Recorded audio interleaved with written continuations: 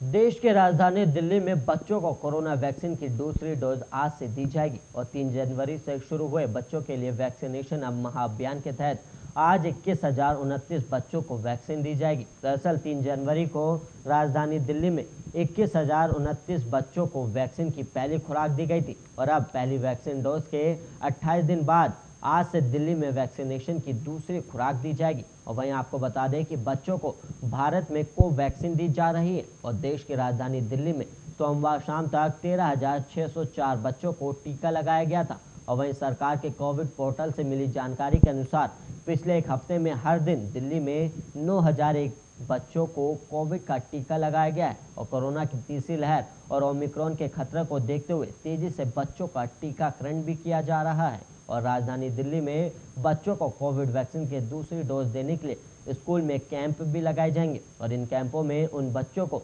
Vaccine की दूसरी dose दी जाएगी जिन्होंने 3 जनवरी यानी बच्चों के वैक्सीनेशन के शुरुआती दिन को वैक्सीन की डोज लगवाई थी। और दिल्ली में ऐसे कुल 21,029 बच्चे हैं। और वहीं भारत के रजिस्ट्रार जनरल और जनगणना आयोग के अनुमान के अनुसार रविवार शाम 6 बजे तक कुल 8,06,244 बच्चों को कोवैक्सीन की पहली खुराक दी गई, जो इस आयु वर्ग के लगभग 10.14 लाख लाभार्थियों का लगभग 80% है।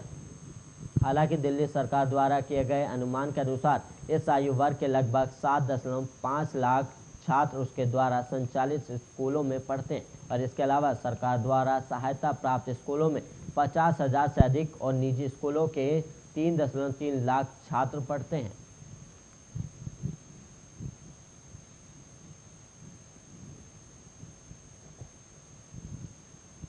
और वहीं बात की जाए महाराष्ट्र में कोरोना की स्थिति की, तो महाराष्ट्र में भी कोरोना संक्रमण के मामलों में कमी देखी गई है और राज्य की हालत में सुधार के बीच सरकार ने कोविड प्रतिबंधों में छूट देने का फैसला लिया है और नए नियमों के मुताबिक जिन जिलों में 90% से ज़्यादा लोगों को कोरोना की वैक्सीन दे दी गई है और 70% से ज़्यादा लोग डबल डोज ले चुके हैं, उन जिलों में ये छूट दी गई है और सरकार ने छूट की नई गाइडलाइंस भी जारी की है। और मुंबई में सोमवार को कोरोना के 45,618 लोगों की टेस्टिंग हुई, जिसमें से 960 नए लोग संक्रमित पाए गए। हालांकि राहत की बात यह है कि पिछले 7 महीने बाद मुंबई में कोरोना के नए मरीज इतने कम आए हैं और इससे पहले 4 जून 2021 को कोरोना के 968 मरीज मिले थे।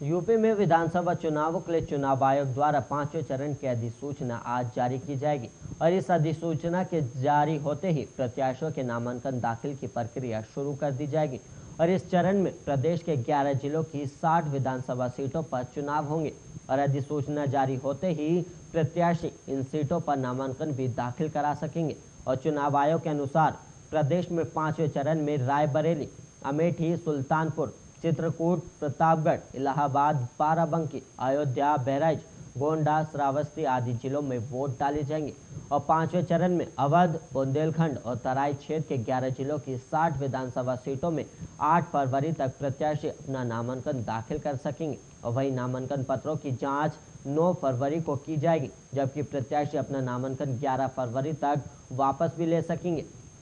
और वहीं पंजाब विधानसभा चुनाव के लिए आज नामांकन दाखिल करने की आखिरी तारीख है और इसके बाद 117 सीटों पर नामांकन दाखिल नहीं किए जा सकेंगे। और वहीं 2 फरवरी को नामांकन की पड़ताल होगी और 4 फरवरी तक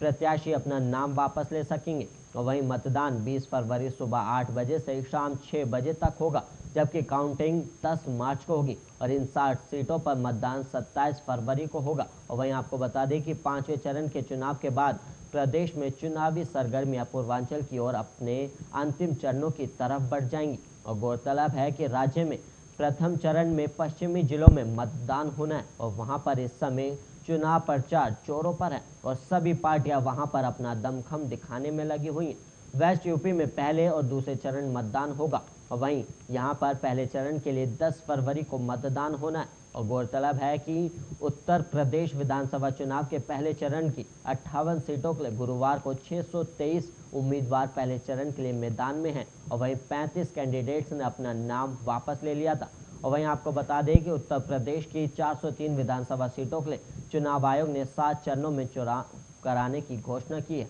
और यूपी विधानसभा चुनाव के लिए मतदान 10 फरवरी, 14 फरवरी, 20 फरवरी, 23 फरवरी, 27 फरवरी, 3 मार्च और 7 मार्च को कराया जाएगा और पूरे प्रदेश में मतगणना एक साथ 10 मार्च को कराई जाएगी।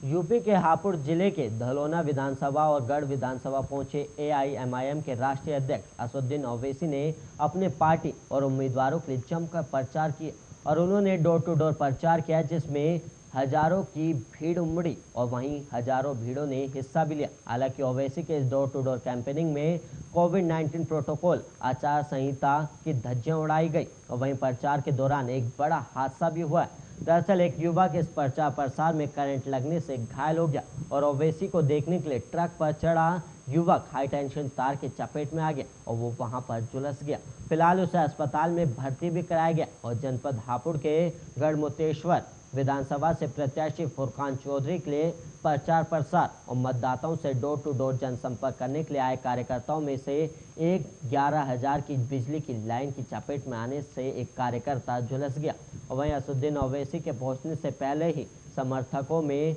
जबरदस्त उत्साह नजर आया था और वहीं हजारों की संख्या में भीड़ भी जमा हुई थी, लेकिन कार्यकर्ता और समर्थक कोविड-19 और आचार संहिता की गाइडलाइन को भी भूल गए और पुलिस प्रशासन के कहने के बावजूद भी समर्थक और कार्यकर्ता हाय हुल्ला करने में बाज नहीं आए। और वहीं आपको बता दें कि उत्तर प्रदेश विधानसभा चुनावों में इस बार एआईएमआईएम पहली बार चुनाव लड़ रही है, पर जिस तरह से उनके रैलियों में भीड़ आ रही है उसे देखते हुए इस बार ओवैसी की पार्टी कड़ी टक्कर अपने विरोधियों को दे सकती है।